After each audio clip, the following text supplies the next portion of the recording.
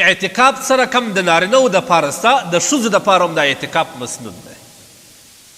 هغه روایت ما تاسو ته پیش کړي چې عایشه رضی الله تعالی عنها فرمایي چې نبي علیه الصلات وسلام دغه اعتکاف په خپل زندگی کې چې د هجرت نه وروسته نبي علیه الصلات وسلام نه دی پرېښی، د هغه وروسته ازواج مطهرات هم کوي.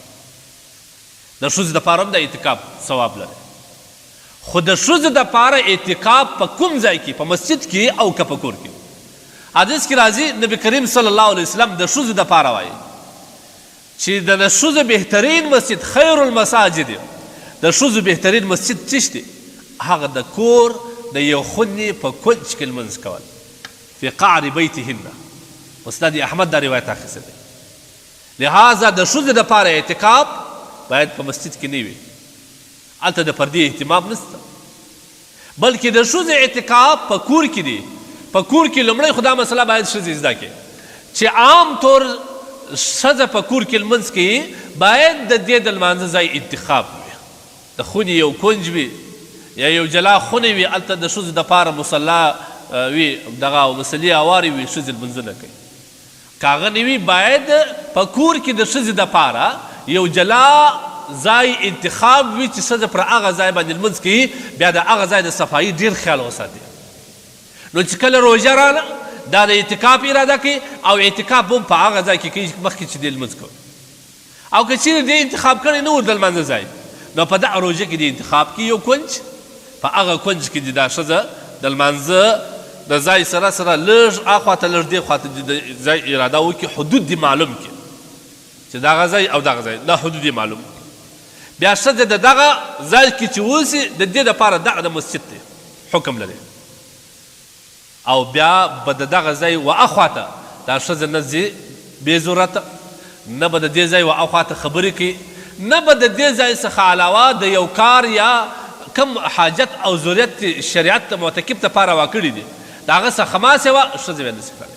البته د ضرورت په خاطر باندې د اوداسه دپاره او یا دغه رقم د غسل دپاره د ضروریات دپاره د دا ځای څخه تللی شي. کله چې ضرورت پر ځای کې فورا به دغه ځای ته ځان ورسوي. په دغه ځای کې هم چای خوړلی شي، هم خبرې کولی شي، مطلب که دا په د خپل حدودو کې ناست وي، کورنیان یا کوچنیان یا د کور انسانان اخواته ورته ناست وي، بیا دا خبرې هم ورسره کولی شي. په دې ځای کې چای، خوراک، څښاک هر څه کولی شي. خو د دې ځای څخه چې کوم دې نیت ته کوم ځای کړی دی، د دې ځای څخه اخواته بیا دا ښځه نشي کولی چې د ضرورت څخه زیاتې خبرې وکړي، یا بغیر د ضرورت هلته ولاړ شي یا هلته بانډار وکړي، باید د دې څخه ځان وساتل شي. نو لحاظه د حاجت دپاره کړی شي.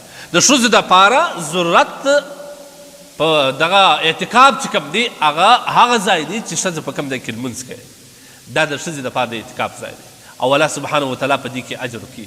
باید وي کې ښځه دا سنت پر ځای کې. الحمدلله اوس خو د ډېرو انسانانو دې ته پام شوي دي. پخوا زموږ د ښځینهو دې ته پام و، موږ خو ډېر مسؤلی د الله په وړاندې.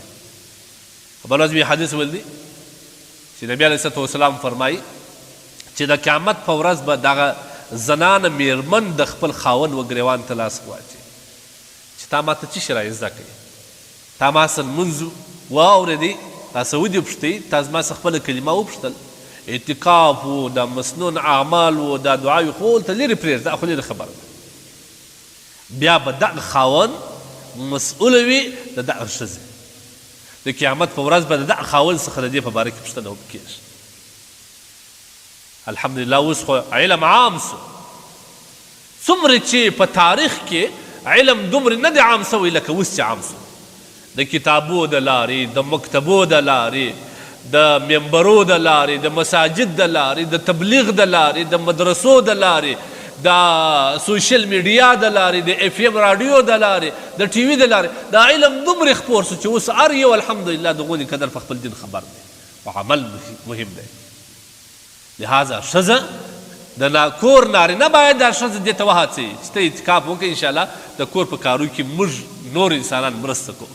نورې زنانې الحمدلله په کور کې داسې کور چې 5-6 زنانې، یوه زنانه د اعتکاف ته کې نور دي د دې کار په مخه واخلي، د دغه اعتکاف ثواب هغه زنانو ته هم الله پاک ورکوي، ځکه په اعتکاف کولو کې مرسته د هغو انسانانو دا باید وسي. په کور کې باید یوه زنانه اعتکاف ته وقف او دا اعتکاف ته ځان انتخاب کې په مسنون طریقه باندې بیا دلته اعتکاف وکړي.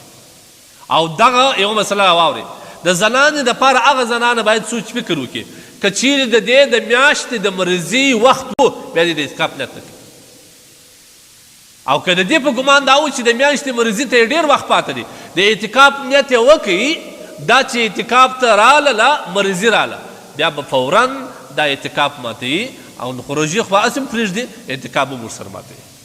نو پکار دا دی موږ خپلې زنانو ته لږ په دین کې برخه ورکړو، لږ د هغوی سره احسان وکړو، لږ د هغوی سره من وکړو، بیا به زموږ دپاره دا د قیامت چې کوم مسؤلیت دی هغه به پر موږ باندې کم وي. لهذا پر ورحمېږي، دا عبادت ته فارغه کوي، دا تهجد ته نه ده فارغه، دا د ورځې قرآن ویل ته نه ده فارغه، ستا د بچیانو ستا د کور خدمت څه فارغه نه ده. نو اعتکاف ته به چیرې فارغه، دا احسان به ته کوې، دا زور به پر ځان راوړې چې زه یا د کلي څخه بلې ښځه راولم هغه به ستا خدمت کوي په پرده کې، خو ته اعتکاف ته هغه ته زه اجرت ورکوم، یا زموږ د کور زنانې ډېرې دي هغوی یوه دې ته انتخابوم. خو اعتکاف چې کوم دی دا لازم هم نه دی چې خامخا هرومرو بیا کوي، نه نه، دا یو سنت عمل دی، باید دا ستا د کور انسانان دغه سنت پر ځای کړي. زه دا خبره کوم، لازم نه دی چې خامخا بیا کوي، نه نه، لازم نه دی. پکار دا ده د کور کې یوه زنانه باید اعتکاف ته انتخاب شي.